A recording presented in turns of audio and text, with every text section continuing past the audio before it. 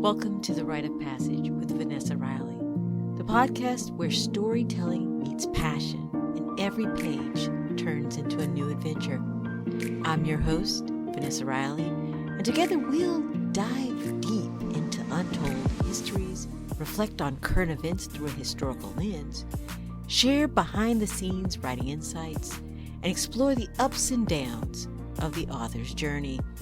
From rich historical novels to unforgettable characters to pop culture's intrusion on the written word, hey, we're going to explore it all. So grab your pen, your notebook, and let's begin our journey through the written word.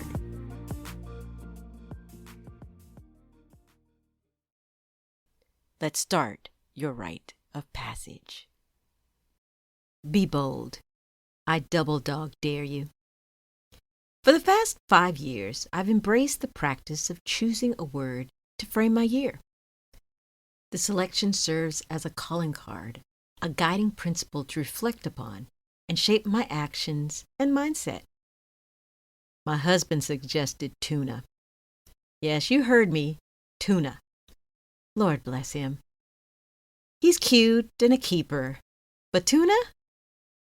Wanting to be gutted and stuffed in a metal tin is not what I want on my 2025 bingo card. My previous words have included bold, a year of stepping out of my comfort zone. Happiness, a focus on joy and gratitude. Peace, seeking tranquility and balance. Yes.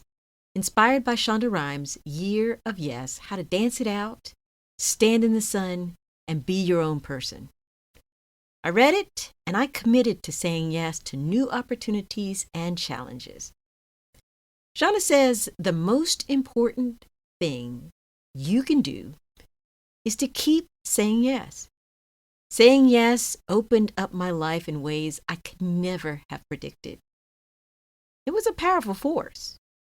The yes opportunities, even those that feel outside our comfort zones, can lead to transformation and success beyond our wildest dreams. I'm a writer. I love wild, unimaginable dreams. My year of yes was 2019. Despite my skepticism and hesitation, I said yes to some things that ended up changing the trajectory of my career. I began dabbling in and studying mystery and suspense, saying yes to writing new genres and even new POVs. I wrote the big book, Island Queen, that I never thought would be contracted or published.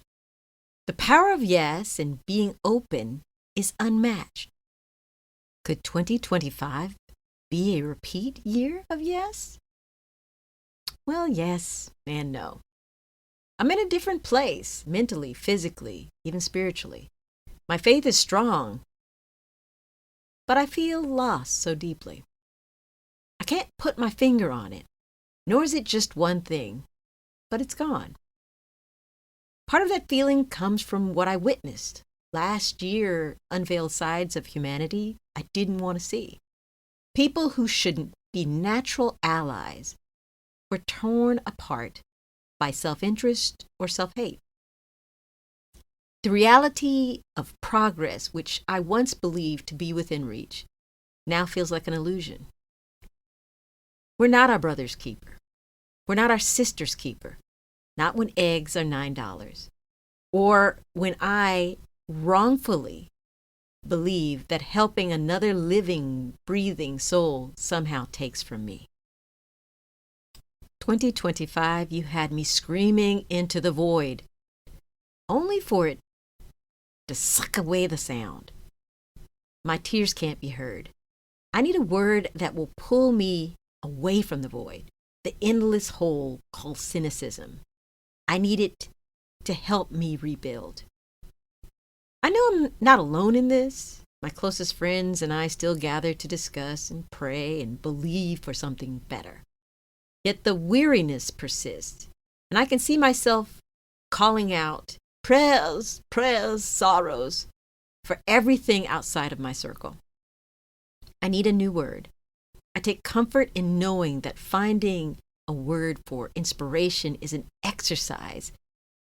And there's a historical timeline of setting yearly intentions. Babylonian origins, so we're talking, 2000 BC. The Babylonians made promises to their gods to do good deeds, seeking favor for the coming year. Romans influence, we can kind of go back to 46 BCE. With the Julian calendar, Romans made resolutions on January 1st with promises of improvement and good moral conduct. Peacock vows. Between the 6th and 15th century, in the medieval times, knights participated in the peacock vows, an annual pledge to maintain their chivalric code. Religious resolutions, circa 15th century. Early Christians were encouraged to reflect on past mistakes and resolve to improve in the new year. Modern secularization, we're going good 18th century here. Under Protestant influences, resolutions began emphasizing personal accountability and self-improvement. The Akan people and Adingro symbols, 19th century, circa 1818. The Akan people of West Africa chose Adingro symbols to guide them for the new year, such as Inkayinkyum, which means initiative or dynamism, or Iban, which means protection or security. The Victorian era, 19th century, making New Year's resolutions became a widespread practice in Western culture. Germany's word of the year, 1971, the Gesellschaft für Deutsche Sprache, the Society for the German Language, selects a word of the year to reflect social and cultural trends. For 2024, they chose Amplos, or traffic light, shut down, referencing Germany's coalition collapse. The self-help movement, 1980s to 1990s, choosing a word at the beginning of the year gained popularity, encouraging focus on a single concept to guide actions. Modern popularity, this is the 2000s, mindfulness and productivity proponents like Gretchen Rubin, author of The Happiness Project, spread the idea of guiding words over traditional resolutions. The One Word movement, this is 2010. The book, One Word That Will Change Your by John Gordon, Dan Britton, and Jimmy Page, brought global attention to the concept. So from a historical perspective, whether inspired by faith, adventure, the need to organize or focus, we've all been searching for a word to help us get our acts together. It's still hard. Disappointment and fear make us want to stand still and watch the world burn. In Isaiah 40:31, the text speaks to a desire for the Lord to renew our hope. I want hope. I want to feel it and again soar on wings like eagles. I want to run and not grow weary. I want to laugh and not fear what comes next. Meghan Markle, Duchess of Sussex, says the most important thing we can do for ourselves is leave room for magic. Like Shonda, Meghan encourages us to remain open to the unexpected, the unknown, and make space for magic. Magic leads to hope, and hope leads to the greatest possibilities. But hope isn't my word. For 2025, 2024 pretty much took care of that. To me, it's not an action. It feels passive and implies waiting. Nobody has time for that. So what is my word for 2025? This year, my word is dare. According to Webster's dictionary, dare means to have the courage to do something or to challenge oneself.